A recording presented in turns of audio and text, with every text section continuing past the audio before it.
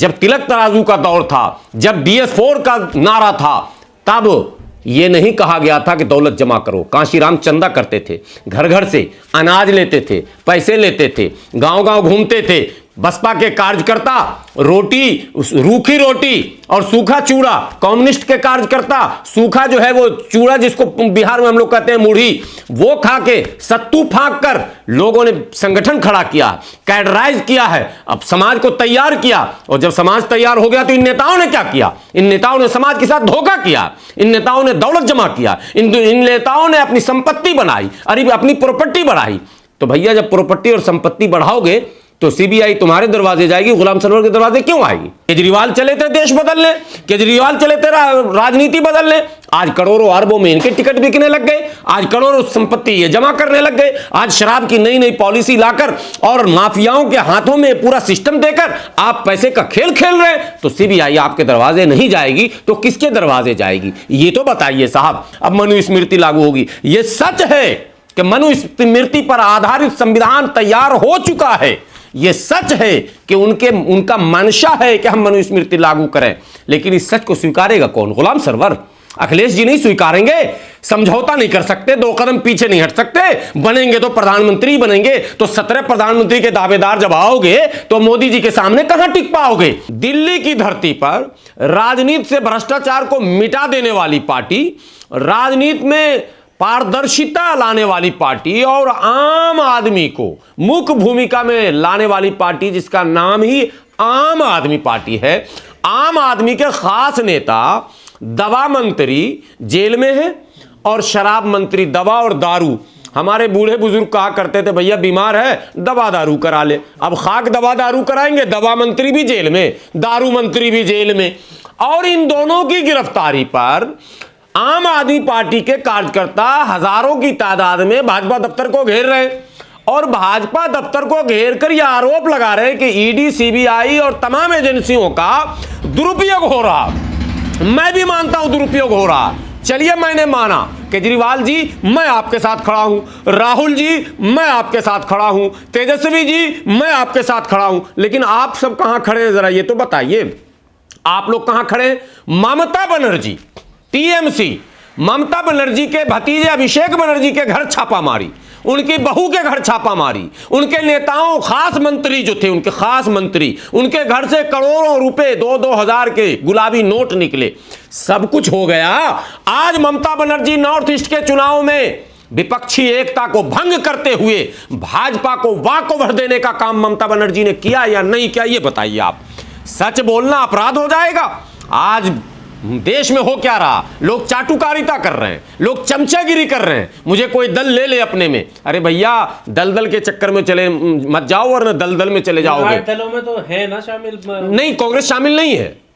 पश्चिम बंगाल की मुख्यमंत्री, मैं अब आ रहा हूं वहीं ला रहा हूं। कांग्रेस शामिल नहीं है तो ममता शामिल है, ममता शामिल है तो कांग्रेस नहीं है, कांग्रेस है तो केजरीवाल नहीं है। अरे भैया संकट देश पर है ना, संकट समाज पर है ना, संकट संविधान पर है ना, तो संविधान को बचाने की जिम्मेदारी सबकी है या अकेले एक की है? ये बताओ। तुम सब एक क्यों नहीं होते? चुनाव पर चुनाव होते जा रहे हैं, एक दूसरे को हराने में क्यों लगे हुए हो? अगर भाजपा बुरी पार्टी है, अगर RSS देश को बर्बाद कर रही है, अगर भाजपा ने ये मन ठान लिया है कि भाई हम देश में संविधान रहने नहीं देंगे, तो कांग्रेस ने क्या ठाना, आम आदमी पार्टी ने क्या ठाना, ममता बनर्जी ने क्या ठाना, नीतीश कुमार ने क्या ठाना, तेजस्वी यादव ने क्या ठाना, स्टालिन ने क्या ठाना, और TRS ये भी प्रधानमंत्री बनने के दौर में जा रहे हैं साहब। इन्होंने भी TRS का नाम रख दिया BRS।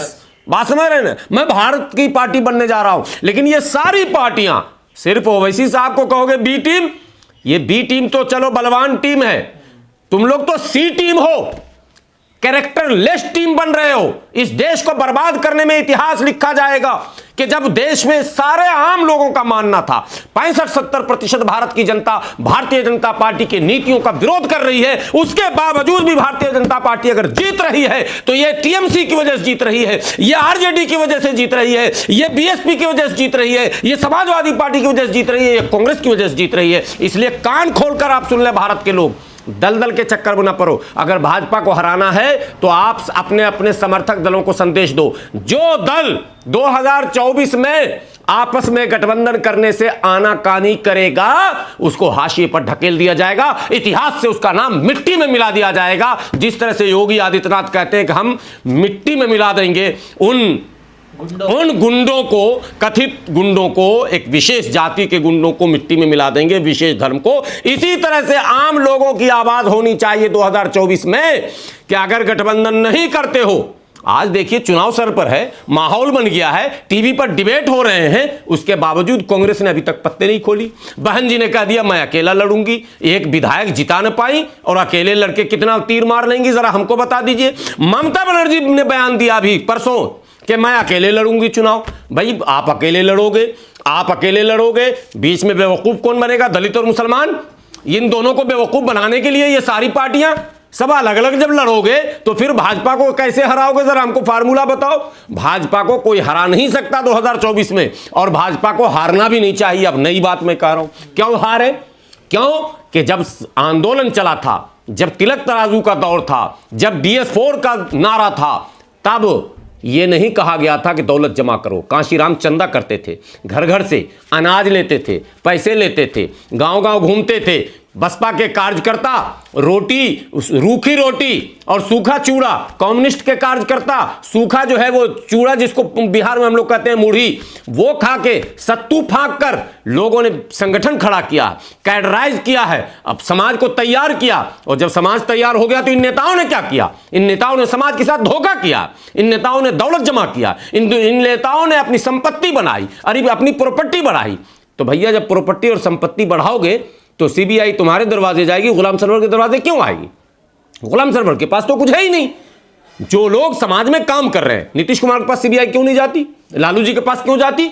नीतीश कुमार ने अपनी संपत्ति नहीं बनाई, नीतीश कुमार ने प्रॉपर्टी नहीं बना किया, नीतीश कुमार ने अपने खानदान के लोगों को लाभ नहीं दिया, नीतीश कुमार ने रिश्वत लेकर किसी को पद नहीं दिया, नीतीश कुमार पैसा लेकर टिकट नहीं देता। इसलिए नीतीश कुमार के पास कोई ईडी, फीडी, सीबीआई, डीबीआई कुछ नहीं जा सकता, जा ही नहीं सकता।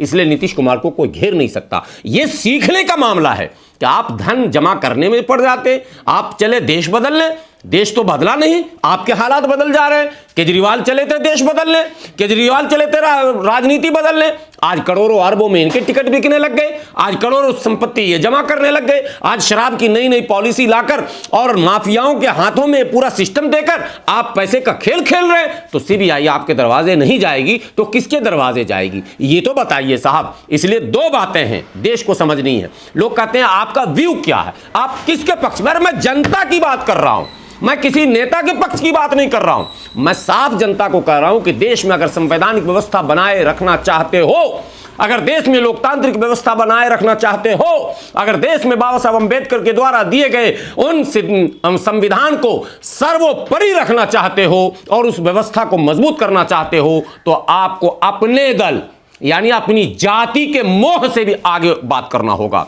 अगर मोह माया में आप रहेंगे तो माया में दोनों गए, न इधर के रहेंगे न उधर के रहेंगे, और 2024 में फिर हाथ मलते रहेंगे। 2019 में भी कहा जा रहा था कि ये आखिरी चुनाव है, अब चुनाव नहीं होगा। संविधान संकट में कितने चुनाव हो गए देश में, अभी विधानसभा के लगातार चुनाव हो रहे हैं और फिर 24 में भी चुनाव होंगे। फिर यह अफवाह फैलाया जा रहा कि अब चुनाव नहीं होगा, अब आरएसएस ने कह दिया उनका 100 साल पूरा होने वाला 25 में, अब मनुस्मृति लागू होगी। यह सच है कि मनुस्मृति पर आधारित संविधान तैयार हो चुका है, यह सच है कि उनका मंशा है कि हम मनुस्मृति लागू करें, लेकिन इस सच को स्वीकारेगा कौन? गुलाम सरवर, अखिलेश जी नहीं स्वीकारेंगे, समझौता नहीं कर सकते, 2 कदम पीछे नहीं हट सकते।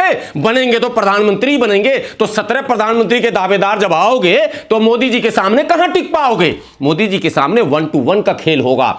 1 के सामने 1, एक मोदी जी हैं तो उनके सामने एक दूसरा खड़ा हो, चाहे वो नीतीश कुमार जी खड़े हों, चाहे शरद पवार जी खड़े हों, चाहे ममता बनर्जी खड़ी हों, चाहे अखिलेश खड़े हों, नेता एक हो, सबको उनके पीछे खड़ा होना पड़ेगा। ऐसा फार्मूला लाना ही पड़ेगा, वरना ईडी सीबीआई आपको एक एक करके ऐसी जगह पहुंचा देगी जहां से वो धन जो जमा किए हो ना, वो भी आपके आल औलाद के काम नहीं आएगा। वो दिन याद रख लेना, धन जमा करने वाले नेताओं से कह रहा हूं मैं, वो दिन याद कर लेना। आपकी सारी संपत्ति को अगर सरकार सीज न कर ले, अगर आपकी सारी संपत्ति को सरकार जो है जब्त न कर ले, तो आप कहना कि कोई गुलाम सरवर पगला दीवाना कह रहा था। मैं देख रहा हूं दूर तक सरकार की मंशा है, सरकार की नीयत है, और इस नीयत का विरोध भी नहीं किया जा सकता। अगर बहन जी की सारी संपत्ति को जब्त कर ले, विरोध नहीं किया जा सकता। अगर लालू जी की सारी संपत्ति को जब्त कर ले, विरोध नहीं किया जा सकता। अगर केजरीवाल की सारी संपत्ति को जब्त कर ले, ममता बनर्जी की सारी संपत्ति को जब्त कर ले सरकार, विरोध नहीं किया जा सकता। क्यों? इसलिए कि आपने स्वयं ऐसे वातावरण के निर्माण में भूमिका निभाई है। क्या आवश्यकता थी बहन जी को प्रेस कॉन्फ्रेंस करके ये कहने का, मैं अकेला लड़ूंगी? मोदी जी को आप संदेश दे रही हैं कि आप घबराइए मत, मैं अकेले लड़ूंगी, मेरी तरफ सीबीआई को मत भेजिएगा, मैं आपका काम कर दूंगी। ममता बनर्जी को क्या जरूरत पड़ी है बयान देने की? जब विपक्षी एकता की बात देश में हो रही है, जब तमाम एक दूसरे से मुलाकातों का दौर चल रहा है, जब अखिलेश यादव अभी स्टालिन से मिलकर आए, अभी टीआरएस के लीडर से मिलकर आए, अभी तमाम लोगों से नीतीश कुमार मिलकर आए, यही ममता बनर्जी अभी पिछले साल 2019 से पहले भारत के तमाम विपक्षी नेताओं को अपने पश्चिम बंगाल में जुटाकर एक बड़े मंच पर यह बोली थी कि हम एकता करना चाहते हैं। आप एकता किस तरह से करना चाहते हो, जरा हमें वो तो बता दो। एकता ऐसे होगा कि आप ऐलान दोगे अकेला अकेला? आपने मेघालय को बर्बाद किया, आपने सिक्किम और त्रिपुरा को बर्बाद किया, आपने तमाम पूर्वोत्तर राज्यों में न कम्युनिस्ट को आने दिया, न खुद आए, न कांग्रेस को आने दिया, न क्षेत्रीय दलों को आने दिया, और सारे राज्यों में भाजपा जो है क्लियर, मतलब त्रिपुरा में तो क्लियर ही हो गई, बाकी जगहों में गठबंधन करके सरकार बना ली, और आज पूर्वोत्तर के राज्यों में भाजपा का परचम लहर चुका है। गोवा में ममता बनर्जी गई, क्या जरूरत थी आपको जाने की? गोवा जाकर वहां भी डिस्टर्ब किया। ममता बनर्जी गई तो गई, नीम तो नीम, अब करेला आम आदमी पार्टी भी कूदी। अरे भैया ये कौन सा ड्रामा हो रहा?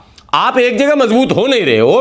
पहले यहां शराब 2-4 बोतल और पी लेते, सिसोदिया जी फ्री में दे रहे थे, सारे आम आदमी पार्टी वाले को पहले भरपूर बोतल पिला देते, फिर गोवा भेजते। गोवा में तो पहले से सस्ता था, लेकिन पहले ही गोवा भेज दिया, भाजपा की वहां भी सरकार बन गई। फिर ये जो है अब आंध्रा और कर्नाटका में तैयारी हो रही है आम आदमी पार्टी की। आपको हैरत होगी, राजस्थान और मध्य प्रदेश में आम आदमी पार्टी की तैयारी हो रही है। किसको किसको आप बी टीम कहेंगे? अगर ओवैसी राजस्थान जाए तो बी टीम, और केजरीवाल राजस्थान जाए तो ए टीम। नहीं, ये पैमाना नहीं हो सकता सियासत का। सियासत का ये कोई पैमाना नहीं हो सकता। अगर केजरीवाल को पूरे राज्य में लड़ने का अधिकार है, अगर अखिलेश को लड़ने का अधिकार है, अगर बहन जी को लड़ने का अधिकार है, अगर ममता बनर्जी को लड़ने का अधिकार है, तो असदुद्दीन ओवैसी को भी लड़ने का अधिकार है। डेमोक्रेसी तो ये है। और अगर गुजरात को लेकर भी बोला गया, गुजरात पर भी बोला गया, तो तमाम राज्यों में ओवैसी को घेरा जा रहा। भाई मतलब मुसलमान है इसलिए तुम घेर लिया कि वो बी टीम है। मुसलमानों ने ठेका ले रखा क्या डेमोक्रेसी बचाने का? अकेला मुसलमान बचाएगा क्या? एक साथ क्यों नहीं आते? आप सवाल ये, अगर आपको लग रहा है लोकतंत्र प्यारा है, देश प्यारा है, राष्ट्रवाद और भारत और ये, तो सबको आना होगा। अंतिम बात ये बता दूं कि अगर विपक्षी एकता नहीं हुई तो किसी कोरे कागज में लिख लेना, 2024 में भारतीय जनता पार्टी को कोई माई का लाल पटखनी नहीं दे सकता। देखिए, ये दुर्भाग्यपूर्ण है कि भावनाओं से ग्रसित होकर या व्यक्तिगत किसी से बदले की नीयत से किसी एजेंसियों का कोई इस्तेमाल करे, कोई भी सरकार हो, ये लोकतंत्र के लिए अच्छी बात नहीं है। लेकिन सवाल ये पैदा होता, आपने कहा कि 8 विपक्षी दलों ने प्रधानमंत्री को चिट्ठी लिखी। उन 8 विपक्षी दलों में आपको ये संज्ञान में होगा आपके कि कांग्रेस शामिल नहीं है। उन 8 विपक्षी दलों में कांग्रेस शामिल नहीं है। यही दुर्भाग्य है इस देश के विपक्ष का कि आखिर क्या कारण है कि मुख्य विपक्षी होने के बावजूद भी कांग्रेस पार्टी जब नेशनल हेराल्ड के मामले में ईडी ने श्रीमती सोनिया गांधी जी को और श्री राहुल गांधी जी को सम्मन भेजा और बुलाया, तो आपको याद होगा वो दृश्य दिल्ली की सड़कों का, आपको याद होगा वो भीड़, आपको याद होगा जब प्रियंका गांधी सड़कों पर बैठ गई थी, दुपट्टा इधर से उधर बिखर गया था, काले कपड़े में लोग सड़क पर उतरे थे। आरोप ये लगाए गए थे कि ईडी का, सीबीआई का और तमाम एजेंसियों का गलत इस्तेमाल सरकार कर रही है। ऐसे में कांग्रेस पार्टी का भी कर्तव्य बनता है कि वो मुख्य विपक्षी पार्टी होने का परिचय दे। लेकिन हुआ नहीं ये चीज। हुआ क्या? 8 पार्टियों ने लेटर लिखा, कांग्रेस उसमें शामिल नहीं हुई, ये खबर। दूसरी बात आपको बताऊं विपक्ष की, केवल कांग्रेस पर अगर ईडी सीबीआई या दूसरी एजेंसियों का हमला होता तो कोई बात नहीं। साहब, मायावती बिल्कुल खामोश बैठी हुई है। लोग कहते हैं कि ईडी सीबीआई का भय उनको भी है। आपको यह भी याद होना चाहिए कि साउथ के कई भाजपाई लीडरों के घर भी ईडी सीबीआई के चक्कर कट रहे हैं।